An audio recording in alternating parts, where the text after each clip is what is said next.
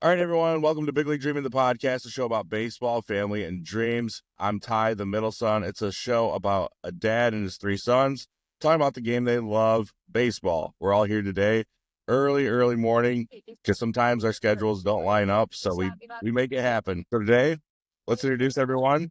Like I said, Ty, the middle son. Zach, early over there in Charlotte, North Carolina. How you doing? He's the oldest. I'm doing great. Trying to wake up for everybody. Nice. And we got Zane. Look, it looks like he's in the office already. What are you making lineups this morning? Oh yeah, I'm in the office bright and early. We got practice in a couple hours here, but can always carve out time for you guys. And then logging in remotely, we got Dad. I didn't even see him. Where are you at, Dad? I'm in Padua, Italy. I'm actually the Basilica of St. Anthony is right behind me. I'm on a pilgrimage with my church in Grand Rapids, and we actually had a little break in the action. Just got done visiting the Basilica, and we're ready to talk about a little baseball, college baseball with That's my not even sons. Yeah, college baseball just started last weekend. It was a good first weekend of baseball, but I think all the top teams kind of had some easy games. We're going to kind of go over what happened last weekend. Zane, we got to hear about how your season's going. And then kind of some key matchups going on this weekend. I know TCU plays this weekend. I mean, everyone plays this weekend. But TCU, I think, is top 25 still, right? Yeah, absolutely. I think the only newcomer to the top 25 list was Cincinnati after they had the upset over Duke last weekend. Let's see. TCU was 23 last, preseason before the season started, and they bumped up one spot to 22 after going 3-0 this past weekend. Nice. Yeah, so they should be solid. But the favorite going into it to win it all again was who? A&M or LSU? Who's number one right now? And A&M probably? Yep, Texas A&M after losing to Tennessee in the College World Series last summer. Nice. Yeah, they got a lot of returning players. They should be a powerhouse. They should win almost 50 games. Zane, how's your season going? I know a couple weekends ago when you had opening week, why do you guys start so much earlier than D1? Is that just so you guys can get some more games in, or what's the deal with that? No, I think it's just. I mean, it's like every division starts at different times. I think it's just so national championships aren't all running at the same time. You got to think D2 baseball starts different slot than D3 and D1. It's just so all those national championships aren't at the same time. But yeah, at the NAI, you can start playing games the last full weekend of January. So, you had schools down in Florida and Texas that were playing, let's see, that would have been the 24th, 25th of January. So, yeah, we went down to Texas that first full weekend of February the 7th. Went down to Texas, played a decent Our Lady of the Lake team. They had some pretty good arms. Some tight games, but our offense was a little shaky, which kind of expected when, you fly down to Texas, you haven't been outside really, and now you're in 90-degree weather. It was super humid, and our guys were just kind of sluggish. But we pitched it well. We competed close games, pretty much every game except the last one. We gave up a big inning in like the sixth inning of a 7-inning game. So, but to this point, I mean, we're 2-4 right now.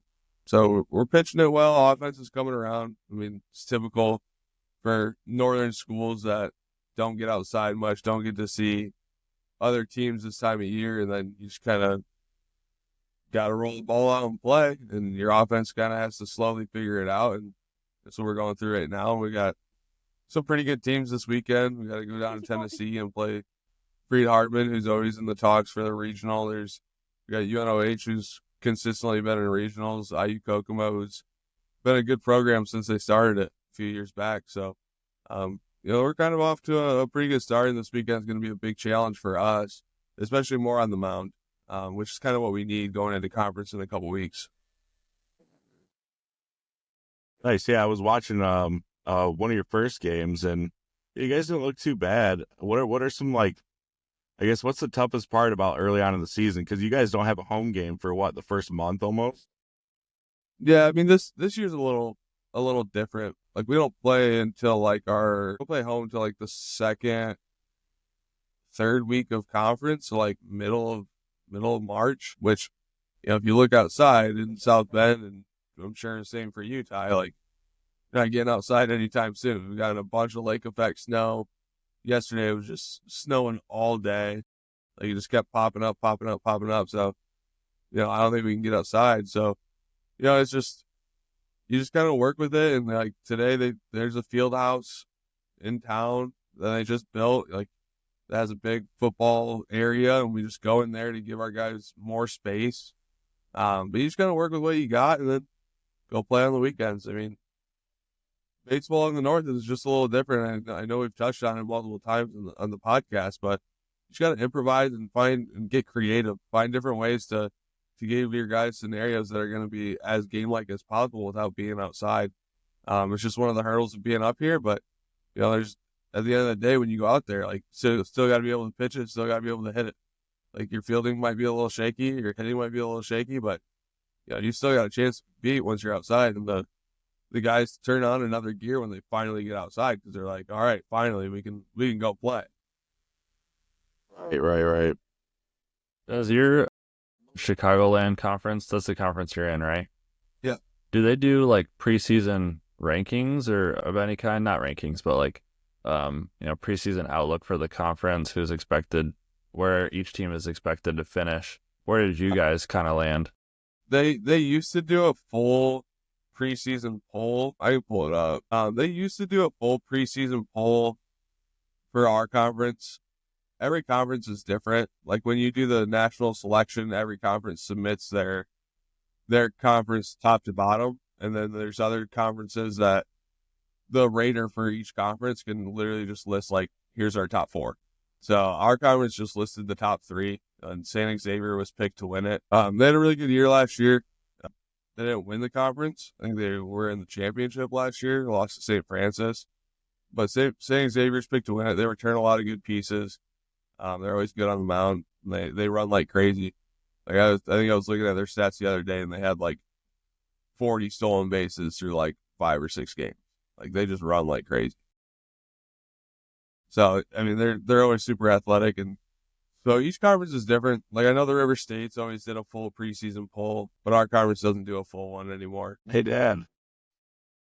Hey, how's it going? Can you guys hear me okay? Hey, Dad, you there? Yeah, we can hear you. Checking in on Italy. You gonna make it out to any of Zane's games this year? Yeah, I'm hoping to make it out to a game soon enough. I'm not sure when, but I'm really excited. I looked at the schedule, and I see that I believe it's Cincinnati who had an incredible weekend with some upsets and made the top 25. Was not in the preseason top 25, but did.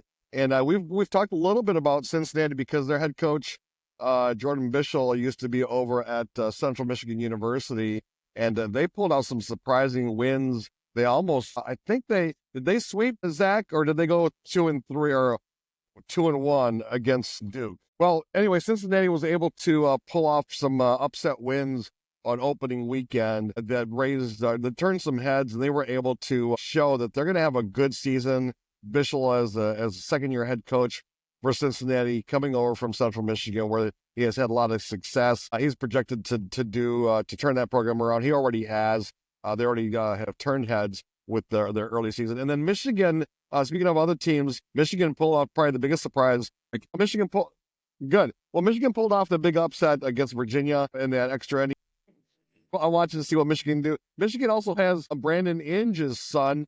I'm blanking on his first name, but when he came up to bat, I watched some games this weekend, and I was like, holy cow, that's Brandon Inge's kid. But that's always fun to see. A lot of these programs have players that, former major league players. Hey, yeah, so I didn't realize Michigan had Brandon Inge's kid. That's pretty cool.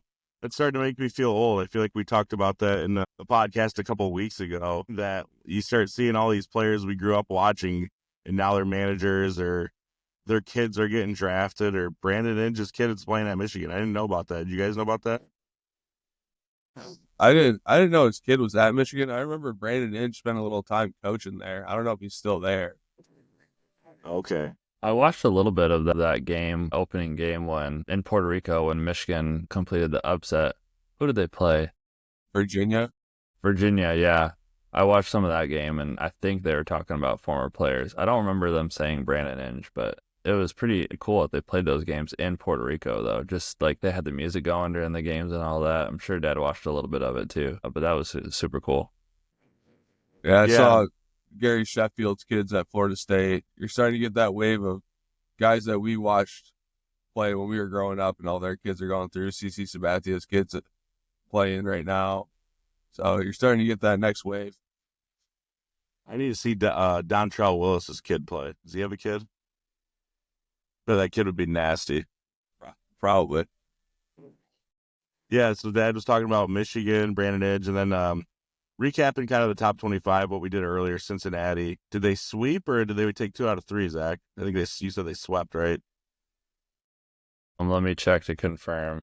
They took 2 out of 3 from Duke, so they won the series. Yeah, at Duke too. Yeah, So so went on the road and beat them.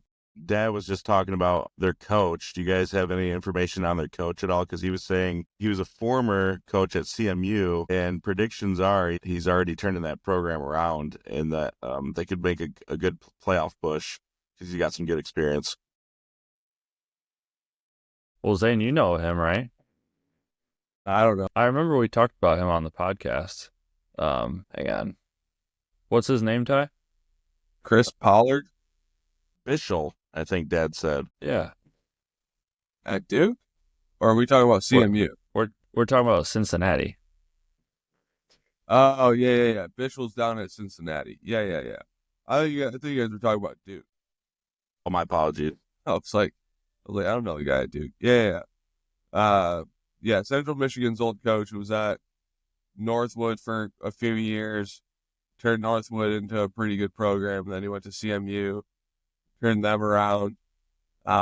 They made the regional a couple years, and then now he's at Cincinnati. So, he's done a good job pretty much every step along the way of turning programs into contenders. So, he'll do a good job in Cincinnati. Like, I remember like 2021, 2020 when he was at CMU, and they were doing all sorts of crazy stuff in the dugout. Like, that's what he likes. Like, he lets his dudes be free, and like he encourages like being wild in the dugout, and like, wearing crazy stuff and like props in the dugouts and stuff. Like they call it like a dugout party.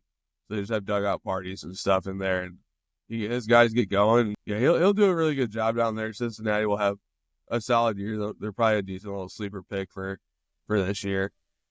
Dugout parties. Is that the guy? I think I know what you're talking about. Were they wearing Yoda masks or something? Yep. That was it. He started that? Yep. I remember talking about Coach Jordan Bischel a lot when he was at Central Michigan, because we had their third base coach, Tom Winsk. He was a guest on our podcast a few years back when Central had that trip to Notre Dame, and we had Coach Tom Winsk on the podcast, so we were talking to him a little bit about Central Michigan and all that. So that was really cool. I feel like Coach Winsk was one of our first podcast guests back in the day. Yeah, that was a long time ago. Yeah, that was a season 1. You guys can, if you're listening to this episode now, you guys can go check that out after this one. That was a really good conversation. This is season 5 of Big League Dreaming, the podcast.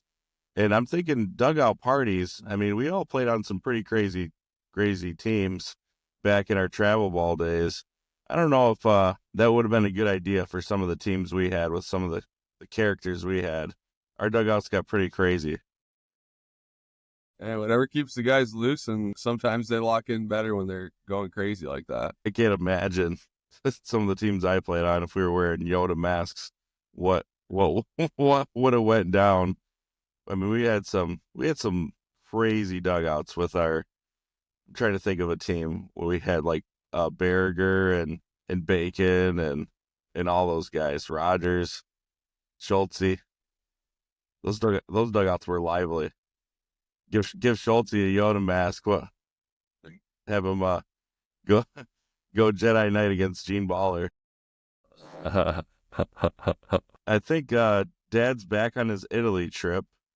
Think he logged off. Is there anything else you guys want to talk about the first weekend? It'll be kind of fun to go back. We're gonna have to do an update episode, kind of like this one, later in the season, as all all the super regionals are happening and stuff. It'll be kind of fun to go back and maybe revisit this episode and see where Cincinnati lands among the top 25 and how they do this year. This kind of turned into a Cincinnati podcast a little bit just because they had the biggest weekend last weekend, right? So it'll be really cool to see how they do this year. Yeah, well, do you guys have any like super early predictions of who you think is going to be in Omaha? I mean, I watched LSU the other day. I've been kind of this first week, what's really cool about college baseball now is we have ESPN Plus. So you have so many games you can watch. I mean, even your game, Zane, I was able to turn on your game, and it's just so cool how easy it is to check out all these teams. I think that's something the average baseball viewer sometimes doesn't realize, that college baseball is really competitive and really fun to watch. So I encourage anyone who likes baseball. I mean, we have spring training starting this weekend too, but college baseball, spring trainings, they're all there to just kind of warm up, practice. Young guys are just trying to get their feet wet and get noticed. But if you want to watch some really competitive baseball, go just turn on any random college game. Like I said, I turned on LSU the other night, and it's just so fun to see how the college guys play and how different the style is. It's a lot different. Wouldn't you guys say? Yeah, absolutely. It's like a whole new ball game, right? No pun intended. But I'm really like you said, Ty, I'm really looking forward to seeing Cincinnati, what they can do this year, especially because when the rankings came out just a few days ago, this was Cincinnati's first time ever being in the top 25 for baseball. So it's a big deal for their school and their program. So really excited for them and Coach Bischel over there. For predictions, I mean, I guess Texas A&M, they're number one. They have the number one draft prospect in the country, Jace Laviolette, power hitting outfielder. He had 3 hits last weekend. All 3 were home runs. And then I'll mostly be just watching the draft guys. I mean, for me, as a Seattle Mariners fan, they lucked out and somehow were given the 3rd overall pick for this upcoming summer's draft. So they're really going to have their choice between, kind of like whoever's left, between Jace Laviolette, Jamie Arnold, the left-handed starting pitcher from Florida State, and then Ethan Holiday, Jackson Holiday's little brother. I feel like out of those 3, whoever's left, they'll just snag him.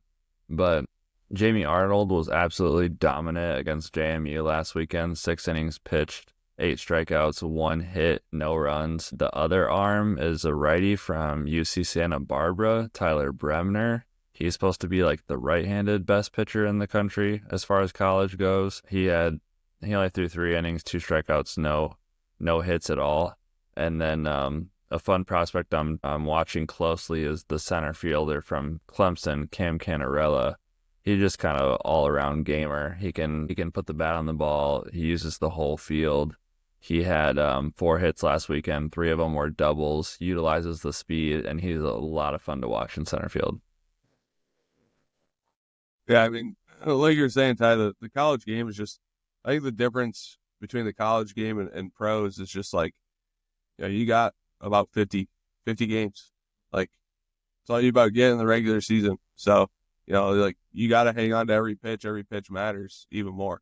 It's not like the MLB where it's a 162 season and everything's going to work itself out over that course of 162. In 50 games, you hit a rough patch of 5-6 games or back-to-back weekends. You're looking at a tough spot. Like, now you're talking about conference tournaments of squeaking in there, and now you're talking about, at-large bids going away, and you got to win a tournament in your conference to even get in the dance. So I think that's just the difference between college and pros. Like, it's just such a shortened season that just everything is just multiplied, and like the magnitude of it is so much higher. So that's why the energy is so much more. Like, that's why you see kids going crazy, like at Georgia, that closer for them that's going wild after a save against Kennesaw State, who, like, you're watching like, okay, Georgia should be torching Kennesaw State. Why are they going crazy that they beat them? It's like, if they lose that game, it's a big deal. Like, they got to have that game in the midweek. So I think that's just the main difference between college and pros. And that's why it's so fun to watch. Like you were saying, like, there's so much access on ESPN Plus. Like, even the lower levels of D2, D3, NAI, junior college, like they all have streams now. Like you can watch baseball starting, like I said, last weekend in January is when we start. You can start watching baseball then. So, but the team I'm kind of keeping an eye on is Florida State.